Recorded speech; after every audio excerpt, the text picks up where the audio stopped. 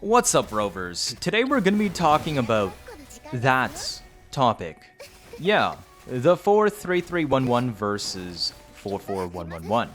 Now, you might be tired of listening to these videos, but hear me out. This one, I got all the info you need. How much better is one versus the other, depending on the unit? What if the unit ascends with crit nodes? What if they're using a crit weapon? What if they're not? At what point is it worth swapping to 43311? When is it not worth it? Are there circumstances where you'd have zero reason to swap? Here's the good news. If you don't want to swap, you don't have to swap.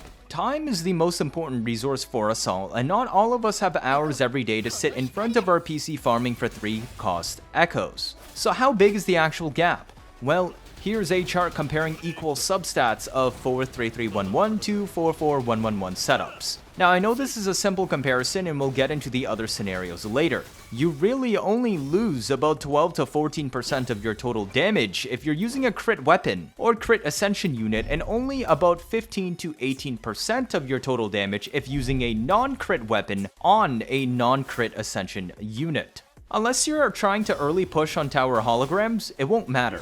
And let's be real, if you're running 44111, you probably aren't trying to early push tower and holograms. So why is 43311 better than 44111 in practice, even if the numbers look prettier on paper for 44111?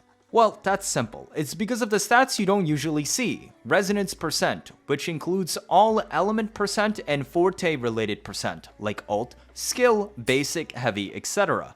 Damage consists of, well, attack times crits times resonance. I can put these on a 3D plane like this. Multiplying them together gives volume of an object. If they're all equal length, we get a nice pretty cube. But if I ignore elemental percent somewhat, I can make this long rectangle thingy. The thing is, it will have less volume than the cube and thus less total damage. This is just a simple visualization of the damage equation. Element percent and forte related percent are not easily visible in one place on the stats screen, so typically people forget how much it matters. But enough about comparing 43311 directly to 44111. We all know why we use 44111. It's almost 10 times easier to farm time-wise and stress-wise. So let's look at a different, more realistic scenario. Let's say you've been playing for a few weeks. At what point is it worth it to swap from 44111 to 43311? How good do your new echoes have to be? Let's take a closer look. I'm first going to assume you have the most perfect 44111 echoes in the world.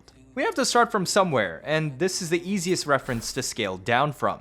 Now, if you want to run 43311, you need to get rid of one 4-cost echo and one 1-cost echo. Of course, you're only going to get rid of your worst ones, but if all your echoes are perfect, then that means you lose one roll of crit rate, crit damage, and attack, each from the 4-cost echo, and then again from the 1-cost when you swap them out. So what if I replace them with the literal worst possible 3-cost elites, so long as they have the correct element bonus, like an electric percent Heron on Void Thunder set, but all its substats are useless? Let's say I put 2 elites on like that.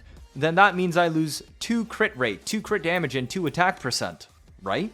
Well, I have a chart for that. Let's look at Donjin first. She represents a character that ascends with elemental percent nodes in her forte instead of crit percent. And we have a version with Emerald of Genesis, a crit weapon, and R5 Commando of Conviction, an attack percent weapon.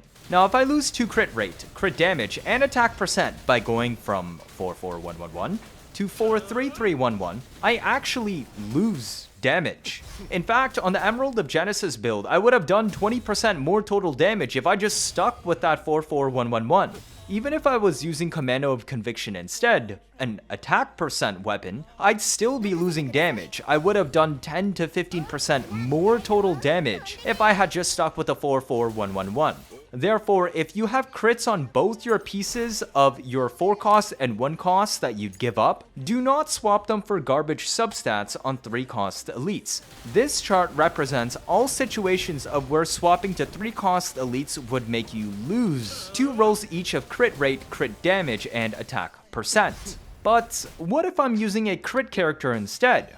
Like Yinlin, who has crit nodes on her forte. These ones are slightly more awkward, but the same story holds mostly true even if the substat split changes. You still would have dealt 15% more damage if you just stayed on 44111, if swapping to 3 cost elites makes you lose 2 of crit rate, crit damage, and attack percent overall.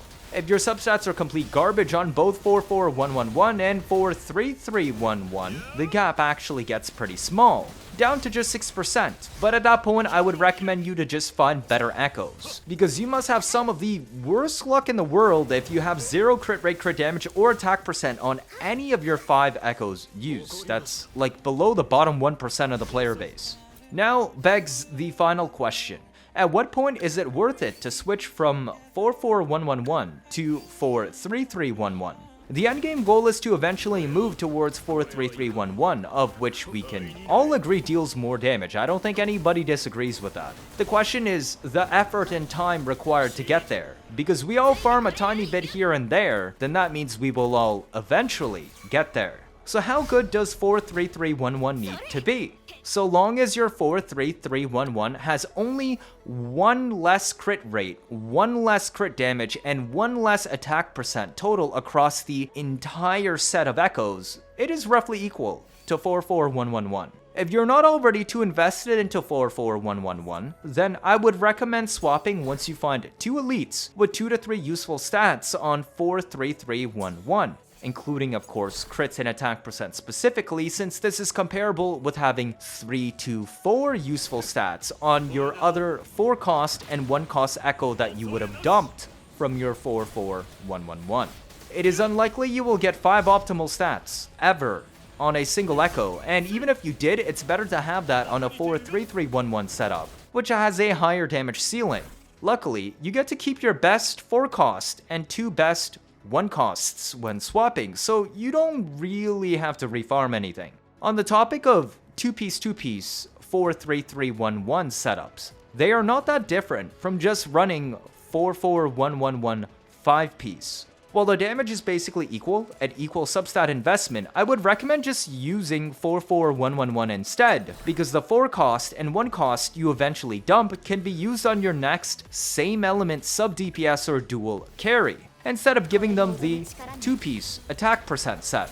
I would also recommend using 44111 over 43311 with attack percent elites, because first of all, it is still annoying trying to get attack percent to drop from correct set elites. But secondly, attack percent elites on an elemental set will eventually get scrapped, whereas like I mentioned earlier, the spare 4 cost and 1 cost on 44111 will end up getting used on your next same element sub DPS or dual carry.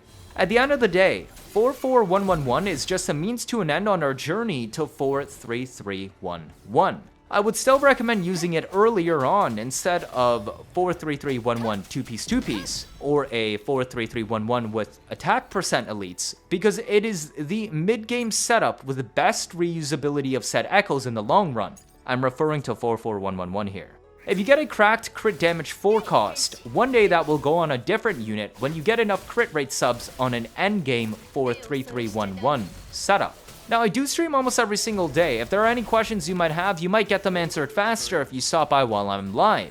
Links are down in the description, including all spreadsheets and calculations used today. Hopefully this clears up the picture more on 43311 versus 44111, and when you might consider switching. Cheers! If this is your first time watching, feel free to leave a like or better yet subscribe. Let me know your thoughts down in the comments. Stick around if you want to see interesting videos on a nearly daily basis. You don't want to miss out on any of that, do you? That'll be it for this video. Thank you all for watching, and see you all next time.